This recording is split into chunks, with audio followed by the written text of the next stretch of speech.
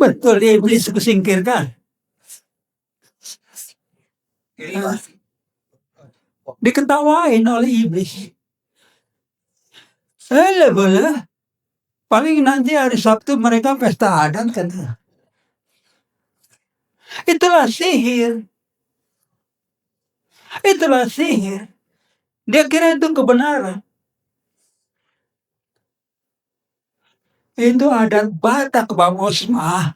Dan pemerintah kan harus lestarikan adat Batak. Ya pikiran kau sama pemerintah ini. Tapi gak bisa pergi kau bersama dengan Tuhan Yesus. Putuskan ya. Putuskan untuk dirimu sendiri. Saya gak mau tuntut doa urusanmu. Saya juga meninggalkan adat Batak, gak ada yang tuntut. Kesadaran bahwa di situ ada sihir. Mau lihat sihir yang lain. Di tengah adat Batak sihir. Tuduh-tuduh sembarangan. Tiup. Waduh, jauh. Pegang aja punggungnya. Asal kontak. Mau tuh. Harus proaktif. Tanyakan Tuhan Yesus ada sisa-sisa kecemaran yang harus saya bersihkan. Aktif, bukan pasif. Dan peranan Roh Kudus adalah menginsafkan dunia, menginsafkan umat akan dosa, kebenaran, dan penghakiman. Roh Kudus akan berbicara, memberitahu. Lalu saudara bersihkan diri. Hari ini saya dipakai oleh Roh Kudus berbicara kepada saudara. Tinggalkan adat Batak, itu dari setan. Terserah mau ikut atau enggak. Lalu majulah. Perintahkan, malaikat iblis diperintahkan. Roh-roh najis dimusnahkan. Semua bisa diperintahkan. Kalau Anda sudah benar-benar begini. Dengan Kristus. Kesalahan terbesar lagi di tengah orang Kristen. Saya alami dulu. Saya tenggelam di dalam pergaulan gereja. Sehingga tidak bergaul dengan Kristus. Saya dan istri penyanyi kor. Waktu Nabosa. Wah, kalau sudah nyanyi kor, bakal. Udah seperti orang sholat. Kan? Dilang.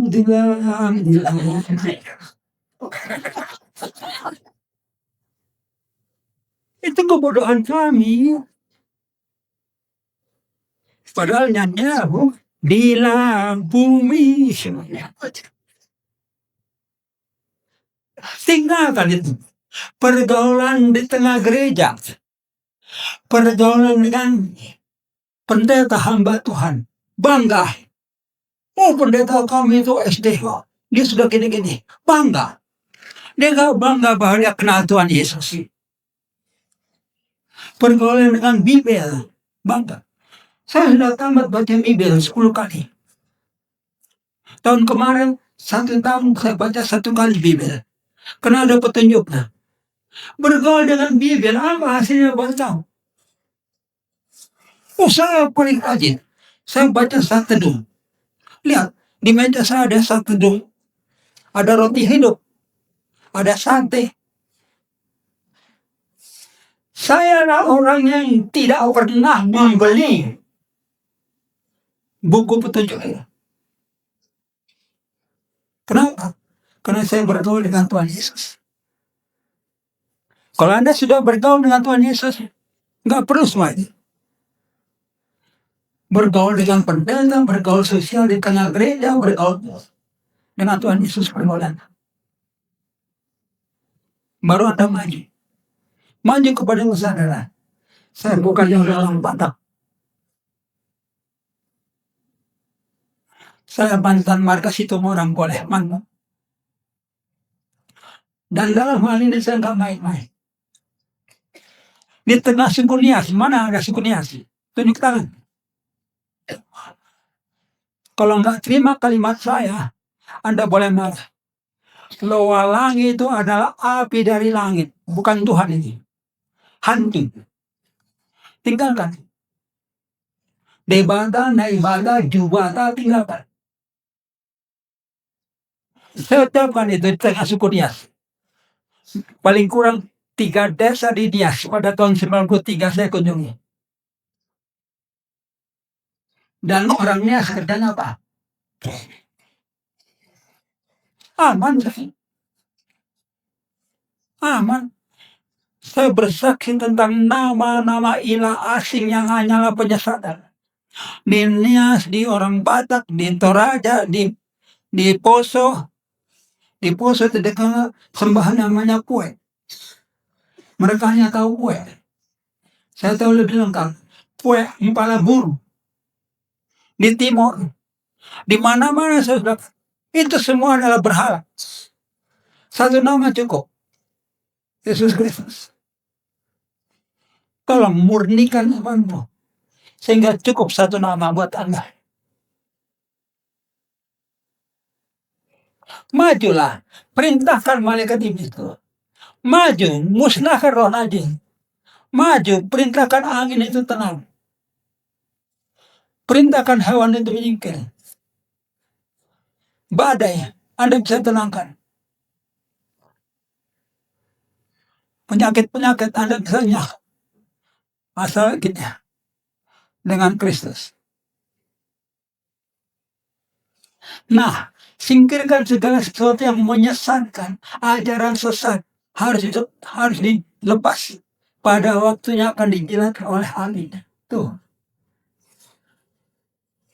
Harus keluar dari kerjaan surga. Segala sesuatu yang menyesatkan, malaikat segala macam sampai ajaran sesat. Anda merangkul ajaran sesat. Bukan saya masuk neraka, bukan. Saya merangkul ajaran sesat. Ya kan? Debata itu bapaknya Yesus. Itu ajaran sesat. Ini pada Matius pasal 13 tadi akan dijilat oleh api. Mungkin badan saya tidak. Tapi apa yang saya rangkul akan dijilat dengan api, kena juga kepada saya. Begitulah sucinya sorga itu disiapkan. Oke. Ternyata saya sudah mendekati zaman akhir. Topik kita sihir pada awal zaman. Bagian kedua sekarang sihir pada zaman akhir. Tuh. Pada zaman akhir, sihir sangat diandalkan oleh iblis untuk menegakkan agenda iblis yang ingin membangun tatanan dunia baru. Pemerintahan dunia dipegang oleh satu tangan, yaitu iblis. Kristus jangan lagi memerintah di bumi, itu maunya iblis. Mereka sedang menyiapkan tatanan dunia baru. Pemerintahan dunia dipegang oleh satu tangan, iblis, dengan berbagai aspek pemerintah. Siapa mau jawab dengan akal sehat? Persikatan bangsa-bangsa. Adakah sekarang ketuanya? Tidak ada. Sekjen. Sejak dibentuk tahun 1945, di PBB itu tidak ada ketua PBB. Hanya sekjen. Dan sekjen tidak punya kuasa memerintah. Tidak punya kuasa mengatur. Hanya punya kemampuan berkoordinasi dengan negara-negara anggota PBB. Kenapa kosong itu? Dikosongkan untuk satu waktu dipakai oleh iblis. Satu waktu akan dipakai. Satu waktu akan ada ketua umum PBB yang memerintah seluruhnya. Dan dengan kendaraan yang namanya PBB, akan hadir satu kepala negara sedunia, bukan sekjen lagi. Akan dibangun satu ekonomi keuangan dunia, akan dibangun satu kepolisian dunia, akan dibangun satu militer sedunia, akan dibangun satu sistem pendidikan dunia, akan dibangun satu sistem perawatan kesehatan sedunia, dimulai dari WHO. Dan perawatan kesehatan sedunia ini sudah ditandatangani dan diikuti oleh NKRI. NKRI sudah. Makanya sekarang itu BPJS sudah nggak ada kelas-kelas lah. Semua pasien ditangani oleh pemerintah. Indonesia sudah itu. Dan apa itu artinya? Saya ambil contoh yang jelas. Kesehatan saudara, kesehatan saya tidak lagi diselenggarakan oleh rumah sakit, tidak lagi diselenggarakan oleh kemauan saya, diselenggarakan oleh pemerintah. Mau pakai herbal, nggak boleh, nanti dilarang. Pengobatan di rumah, nanti dilarang. Dan Indonesia sudah tanda tangan. Itulah sistem pemerintahan yang sedang disiapkan. Saya belum catatnya satu agama dunia. Alat kerja iblis untuk mencapai itu adalah sihir. Dan contoh sihir kita sudah alami, COVID-19. Bagaimana nanti ketua umum PBB ditunjuk? Pasti dengan sihir juga. Yang hadir adalah delegasi negara-negara. Hanya beberapa ratus orang di dalam gedung itu. Dikuasai dengan sihir. Setuju? Ini jadi ketua. Setuju ini? Setuju, katanya kambing-kambing. Sebagian aspek-aspek itu sudah sukses diterapkan. Sebagian lagi masih diupayakan. Dan yang sukses itu jelas COVID-19 dan ikutannya. COVID-19 dikatakan itu virus. Ternyata yang lebih berat ikutannya. Saudara, nggak enak tugas saya. Tugas saya dari Tuhan kan. Saya bertugas meniup sangkakala. Tahun 2020, waktu mulai ada COVID, saya tulis surat kepada Presiden Jokowi. Pak Jokowi, kami dari Paguyuban Kaum Injili, saya nggak bilang dari agama Kristen, Paguyuban Kaum Injili, kami menolak vaksinasi, Pak. Karena lebih banyak ruginya daripada untungnya. Kami tolak. Pada saat itu ada undang-undang. Siapa yang berkampanye menolak vaksin akan terancam hukuman 1 tahun. Saya kirim surat. Alamat jelas. Identitas jelas. Mau ditangkap silakan. Nggak ditangkap. Karena saya tahu apa itu vaksinasi COVID-19. Tahun 2022 saya tulis lagi surat. Pak Jokowi, Menteri Kesehatan, kemudian juga LBP, si opung yang paling ditakuti itu. Ada lagi Andika Perkasa. Bapak-bapak yang terhormat, tolong dihentikan itu vaksinasi. Sudah banyak rakyat yang meninggal dunia karena vaksin. Tolong dihentikan. Itu sebagai peniup sangkakala harus dilakukan. Saya tidak takut melakukannya. Usia saya sudah di atas 80. Gak ada rugi apa-apa kalaupun ditangkap. Gak ada rugi apa-apa kalaupun masuk penjara. Kalaupun saya mati di dalam penjara, sebetulnya bukan mati dalam penjara ini. Saya mati di dalam kerajaan surga. harus tegas. Menghadapi dosa harus tegas. Menghadapi kesaliman harus tegas. Menghadapi kebodohan juga harus tegas. Jangan mau terus-terusan dibodohi oleh si Debanai. Tinggalkan adat tertentu. Baru Anda selamat bersama Yesus Kristus. Satu agama dunia menjelang rampung saat ini. Dan cara mempersatukan agama dunia. Ada 3 agama yang berangkat dari iman Abraham. Yudaisme, Kristen, Islam. 3 agama itu sudah dipersatukan. Diundang tokoh-tokoh yang dianggap mewakili Kristen, Yudaisme, dan Islam. Tokoh-tokoh yang terkemuka itu menandatangani, setuju untuk digabungkan 3 agama itu menjadi satu agama dunia. Sudah disetujui oleh perwakilan-perwakilan, walaupun belum disetujui oleh semua penganut agama. Di mana konyolnya? Oh, ini bisa dipersatukan karena ketiganya berangkat dari iman Abraham. Saudara tahu iman Abraham itu apa? Dia nggak kenal Tuhan kok. Dia cuma tahu matahari Tuhan. Kata orang-orang, enggak. Bisa tenggelam. Bulan itu Tuhan. Enggak.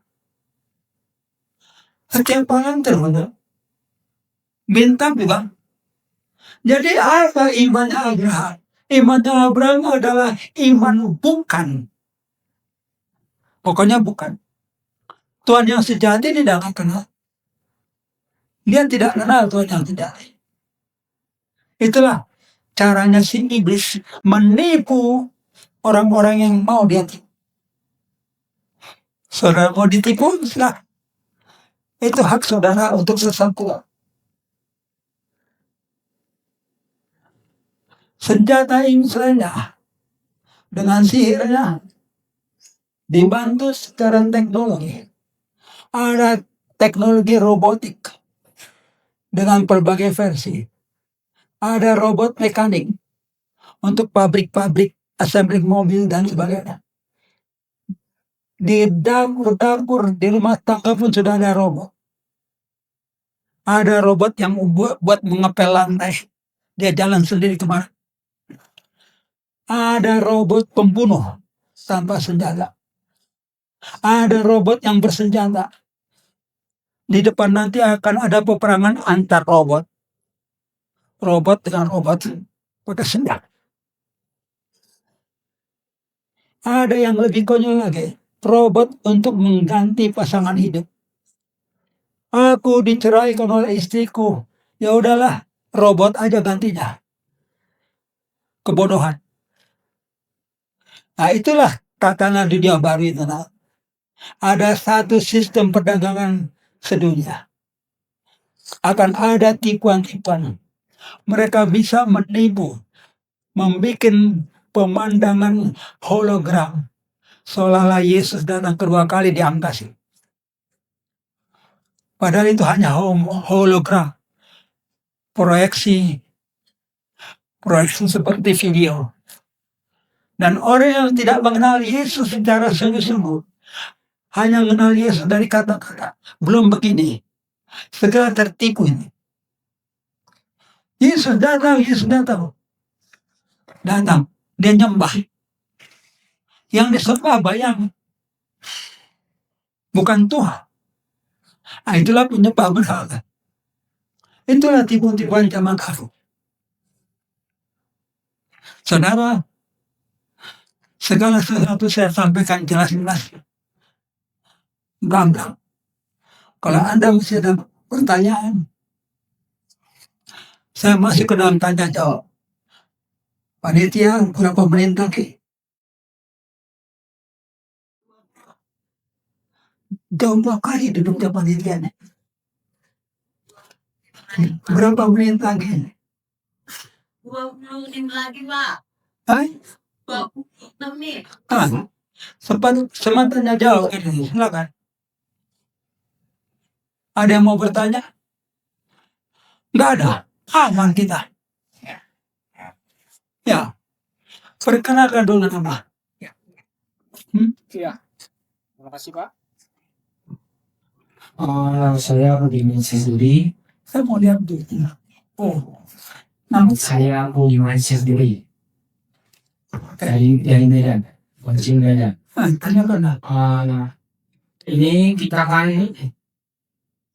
tujuannya masuk ke kerajaan Sunda. Tujuan kita itu untuk hidup di dalam kerajaan Sunda, mengikuti Yesus. Nah, sementara tadi kita kan iblis mempunyai rencana untuk suatu kerajaan di dunia dengan satu kerajaan, dengan satu agama, dengan satu pendidikan di dunia.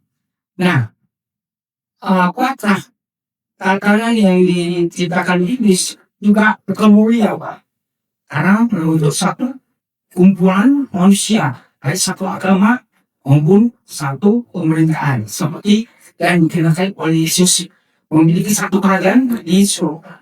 Sudah ada. Yang saya maksud, Pak, apakah tujuan iblis juga kemuliaan? Kurang takut lagi. Apakah tujuan iblis memiliki satu pemerintahan di dunia? Bukan Iblis mau memerintah seluruh bumi iya, di bawah satu tangan iblis iya, dengan menunggangi perserikatan bangsa-bangsa. betul. Membentuk artinya memiliki bangsa-bangsa di dunia menjadi satu pemimpin, betul gitu, Pak. Menjadi di bawah perintah iblis. Bahwa pemerintahan Yesus. Nah, kalau secara aspek sosial kita perhatikan, Yesus juga akan membentuk satu pemerintahan di surga. Ya, memang. Jadi manusia-manusia yang percaya pada Yesus juga akan dipimpin oleh Yesus sendiri sebagai kepala pemerintahan. Nah, iblis tentunya juga akan membentuk satu pemerintahan di dunia di mana tulisan pemimpin nanti. Apakah pembentukan satu pemerintahan di dunia oleh iblis juga akan melepaskan di dunia yang mulia? Nggak ngerti. Nggak ngerti. Dan pertanyaan terakhir apa? Maksudnya gini, Pak. Berarti iblis sudah membentuk suatu pemerintahan di dunia ada merupakan tujuan yang mulia juga, Pak, supaya manusia itu akan berjalan. Jangan datanya apa? Saya tanya, apa terus dunia ya? Sudah ada sejak zaman Yesus itu. Waktu Yesus memerintahkan Injil sudah ada pemerintah iblis itu. Tetapi yang menunggangi PBB itu pemerintahan secara politis. Yang saya maksud, Pak, secara logika kita, Secara apa? secara logika kita sebagai manusia, kita berpikir, bukankah pembentukan satu tujuan satu pemerintahan di dunia? Dengan suara pasti. Apakah iblis membentuk satu pemerintahan di dunia nantinya dengan satu agama, satu pemerintahan, satu bangsa, itu bukan merupakan suatu tujuan yang mulia? Tujuan mulia. Iya. Jadi Anda menilai itu tujuan mulia. Mulia adalah iblis.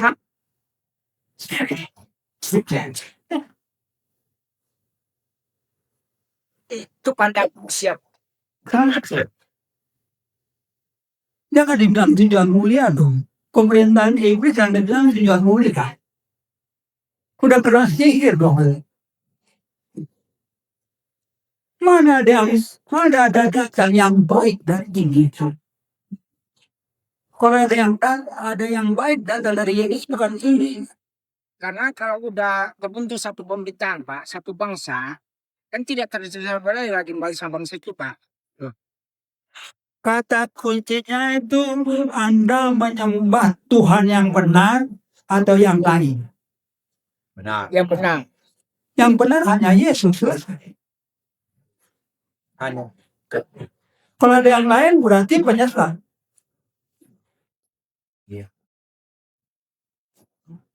Apa Pak? Iya, kau bilang hanya Yesus Kristus Iya. yang benar, kan gitu, Pak? Iya. Akulah jalan dan kebenaran dan hidup. Tidak ada tokoh lain berani ngomong begitu. Tidak ada tokoh lain. Buddha hanya berani mengklaim aku mengajarkan kebenaran. Berarti nanti suatu akhir zaman berarti ada dua pemerintahan ya Pak yang terbentuk. Itu jawabannya Pak, nggak ya? Dari dahulu juga ada dua pemerintah. Oke, yang lain. Aku bertanya sedikit Pak Tomora. Tidak usah pakai mes. Ya, Yesus Kristus adalah punya kuasa. Kan gitu. Dalam segalanya. Kan begitu Pak. lanjutkan.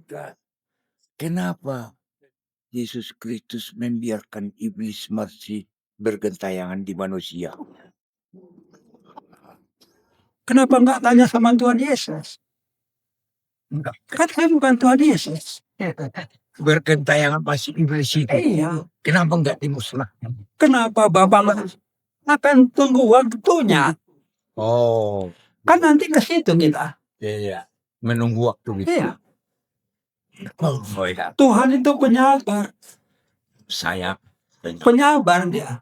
Bukan macam kita manusia itu si gumarabus. iya. Oh, jangan ngomong. Bisa. Gak begitu. Berarti menunggu waktu. Iya. Waktu Tuhan. Waktu Tuhan lah. Kita perbaiki diri lah. Makasih. Dikasih kesempatan untuk kita perbaiki. Benar. Amin, amin, amin. Makasih Pak. Kalau nggak ada lagi pertanyaan, saya menyinggung sedikit Bapak berikut lebih baik. Saya manfaatkan waktu. Kita masuk kepada pemaparan kedua yang mestinya buat besok, tapi tak apa-apa. Anda dapat juga icip-icipnya. Buat besok kita akan maju kepada jatuh bangunnya spesies manusia. Manusia itu satu jenis, satu spesies. Ada jatuh bangunnya. Ada beberapa generasi, ada beberapa kaum di sepanjang sejarah. Ada generasi Adam. Bisa yang kurus audio siapa sih? Saya dengar banyak gema di situ. Ada generasi Adam. Dari Adam sampai akhir bah, ada generasi Nuh. Dari zaman Nuh sampai kedatangan Yesus bin Maria, ada kaum Abraham sebagai bagian dari generasi Nuh. Abraham dikatakan bapak orang beriman, padahal imannya adalah iman bukan. Ada kaum Musa, yaitu Yahudi penyembah Yahweh, dan ini dikecam oleh Yesus. Ada umat Yesus sampai Kristus datang kedua kali dan menghadapi masa siksaan yang dahsyat. Umat Yesus itu menyedihkannya, dikecam dengan keras oleh Tuhan Yesus. Kita akan lihat itu. Ada generasi Kristus yang bukan umat beragama. Generasi Kristus itulah yang selamat dari masa siksaan yang dahsyat. Itulah bagian-bagian yang kita lihat. Singgung-singgung saja sebenarnya. Tolong diingatkan kalau waktunya sudah habis ya. Mari kita baca. Hawa lalu Adam jatuh ke dalam dosa. Kejadian 3 ayat depan. 1, 2, 3. Tetapi ia itu berkata kepada perempuan itu, seandainya kamu tidak akan mati. Tetapi Tuhan mengetahui bahwa pada waktu kamu memakannya, matamu akan terbuka, dan kamu akan menjadi seperti Tuhan, tahu tentang yang baik dari yang jahat. Perempuan itu melihat bahwa pohon itu baik untuk dimakan dan sedap kelihatannya. Lagi pula pohon itu menarik hati, karena memberi pengertian. Lalu ia mengambil dari buahnya dan dimakannya dan diberikannya juga kepada suaminya yang bersama-sama dengan dia. Dan suaminya pun memakannya. Jatuhlah mereka berdua ke dalam dosa. Oke? Jatuhlah mereka berdua ke dalam dosa. Urusan dosa inilah yang dibahas-bahas oleh doktrin Kristen, oleh para teolog. Urusan dosa saja. Tuhan dengan hikmat mengajar kita. Adam dan Hawa itu jatuhnya bukan sekali. Generasi Adam itu jatuhnya 2 kali. Kali yang kedua, mari baca Kejadian 6 ayat 1 yang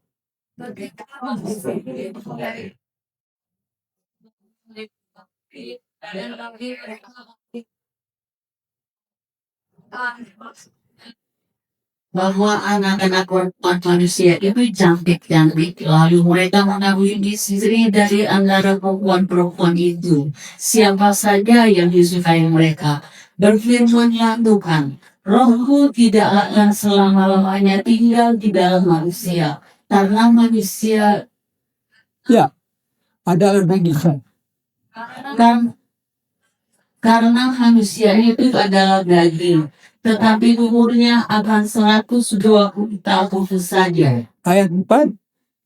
Pada waktu itu orang-orang raksasa ada di bumi, dan juga pada waktu sesudahnya, ketika anak-anak Tuhan menghampiri anak-anak perempuan manusia, dan perempuan-perempuan itu melahirkan anak bagi mereka. Inilah orang-orang yang gagal berkasar jalan di rumah malam, orang-orang yang kenamaan. Jadi generasi Adam itu jatuhnya sekali ke dalam dosa, kedua kali dizinahi oleh iblis. Yang pertama kali yang ini, yang kedua kali dizinahi oleh iblis. Sehingga jenis manusia mendapatkan bibit yang berbeda. Maka terbentuk lagi manusia yang hewani, yang sifat-sifatnya seperti hewan. Teologi Kristen hanya membahas kejatuhan manusia ke dalam dosa. Tapi kita kaum Injil diajar berbeda secara Tuhan Yesus. Kejatuhan ke dalam dosa itu hanya 1 kali. Dari anak Tuhan jatuh ke dalam dosa, menjadi manusia berdosa, jatuh sekali lagi menjadi manusia iblis. Kenapa? Karena terjadi persinahan.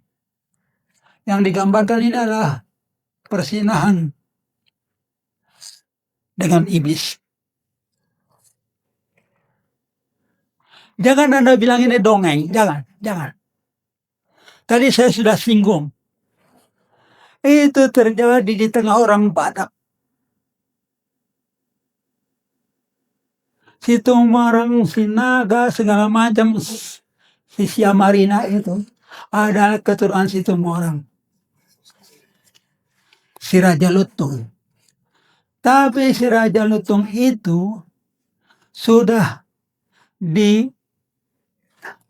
diakali oleh ibunya, si Barupareme.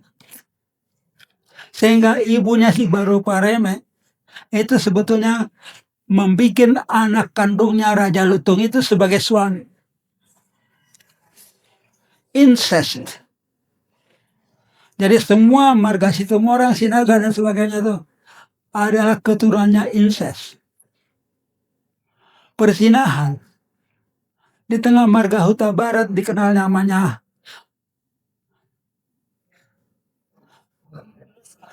apa itu?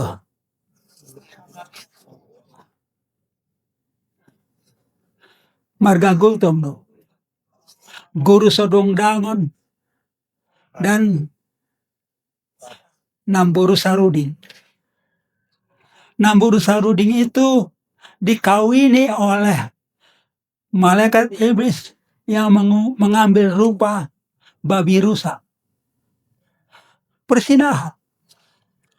Maka lahirlah keturunan yang sifatnya jahat seperti hewan. Ya kan? Di marga-marga itu terjadi. Huta Barat, si Tumarang, si Naga, si Buaya. Biar ngerti itu betapa kelamnya masa lalu orang Batak. Ditambah dengan kesaktian yang namanya Panggulu Balang, si Biangsa tadi, mau bertahan terus dalam kegelapan itu. Hasil dari kegelapan itu sekarang muncullah budaya yang menyesatkan itu, budaya antikristus. Hamoraon, Hasangapon, Hagabeon. Itu antikristus. Jadi yang disampaikan oleh Alkitab itu bukan omong kosong. Di Pulau Jawa ada yang namanya Nyi Roro Kidul. Berzina dia dengan laki-laki manusia. Kalau ada yang kurang percaya mau ngetes, silakan pergi ke hotel di Pelabuhan Ratu. Kamar 813. Itu khusus buat persetubuhannya Nyi Roro Kidul dengan laki-laki yang ambil kesaktian. Itulah kelamnya sebetulnya masa lalu manusia. Adam adalah anak Tuhan. Lukas pasal 3 ayat 38 mengatakan Adam itu anak Tuhan. Jatuh menjadi manusia pendosa. Dari anak Tuhan jatuh jadi manusia pendosa.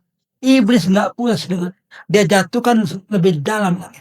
Menjadi anak iblis. Renungkan. Jadi buat kita tuh suatu pilihan yang tegas. Mau bertahan dalam kegelapan itu atau ikut Yesus. Masuk ke dalam kemuliaan dari Tuhan Yesus.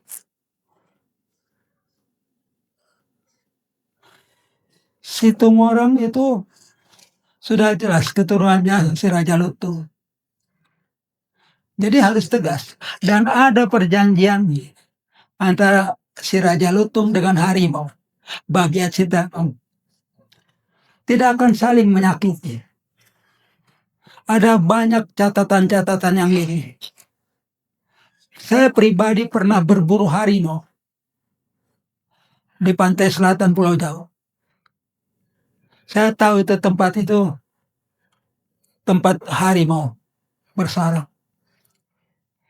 Saya datang ke situ dengan 2 orang teman. Ada seekor anjing untuk mencium gelagat. Ternyata kami hanya punya 2 senter. 1 senter. 1 senter. Udah kalian bawa itu. Saya sendirian di sini. Di bawah sinar bulan purnama saya masih bisa lihat. Anjing saya mulai menggeliat. Ketakutan. Talinya melilit kaki saya.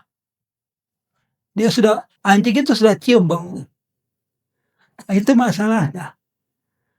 Pada waktu itu belum sadar saya. Belum mengerti saya tentang perjanjian dengan harimau. Itu sekian puluh tahun yang lalu. Lalu sesudah itu saya lepaskan diri saya dari si anjing. Saya tunggu. Saya tunggu setengah jam gak keluar dia. Padahal sudah ada bunyi kepak burung di situ. Berterbangan. Karena ada hewan besar. Satu kali ya. Brrr. Hewan besar. Kedua kali. Brrr. Sudah makin dekat. Saya tunggu supaya dia keluar. Gak keluar setengah jam. Saya pulang. Besok sorenya saya kembali. Di tempat saya berdiri. Sudah ada tapak kaki harimau. 2. Ibu dan anak. Itu bukan omong kosong. Harimau tidak akan pernah mengganggu keturunannya Lutung. Di daerah Pekanbaru terjadi berulang-ulang itu. Orang-orang yang keturunannya Lutung, kalau dia mendengar suara harimau, dengan gampang dia katakan, ingat perjanjian hukum. Saya pinoparnya Lutung. Aman.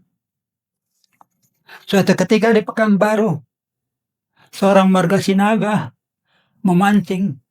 Di seberang sana ada marga Tubing. Sinaga di sini, marga Tubing di sana. Mancing malam-malam. Pekerja proyek. Sinaga itu mendengar kecepak terjun ke sungai. Kecepak. Lalu berenang ke sana.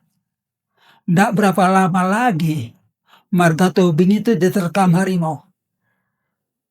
Si naganya aman dilewati. Masih beruntung Margo Tubing itu. Yang dipukul oleh harimau itu adalah helm pengaman. Jadi helmnya pecah, Tubing itu jatuh ke air, sama-sama dengan harimaunya. Masih selamat Tubing. Si naganya gak diganggu. Ada perjanjian. Tahun 1991, seorang ibu Buru Siregar punya anak angkat perempuan. Mereka piknik ke Taman Safari, naik mobil masuk ke tempat yang ada bagian harimau. Masuk ke jalan aspal begini, Mas. Ternyata apa? Iring-iringan kendaraan berhenti sama sekali. Heran Buru Siregar itu. Kenapa berhenti? Dia tanya kepada petugas, ada apa ini Pak? Kok sampai berhenti? Itu Bu, ada harimau di sana. Rebah di tengah jalan. Jadi mobil-mobil nggak berani lewat. Kalau terjadi nabrak harimau, berapa juta menggantinya. Akhirnya Buru Siregar itu ingat sesuatu. Pak supir, dekati lo harimau. Dekati. Dia turunkan kaca. Burunya di belakang. Melihat. Sakababa. Ingat perjanjiannya. Wih, kata harimau itu. Larinya. Anaknya tepuk tangan. Wih, Mama Sakti, kata. Itulah. Ada perjanjian dengan iblis di tanah Batak ini. Putuskan semua perjanjian itu. Ikat perjanjian baru dengan Tuhan Yesus. Baru Anda bisa maju dalam. Makanya pada nggak bisa maju. Tetap aja sifat-sifat hewaninya muncul. Ya, saya harus akhiri sekarang di sini. Dengan catatan tadi. Manusia keturunan Adam jatuhnya 2 kali. Ke dalam dosa. Kepada taraf hewan. Kalau sudah marah seperti hewan.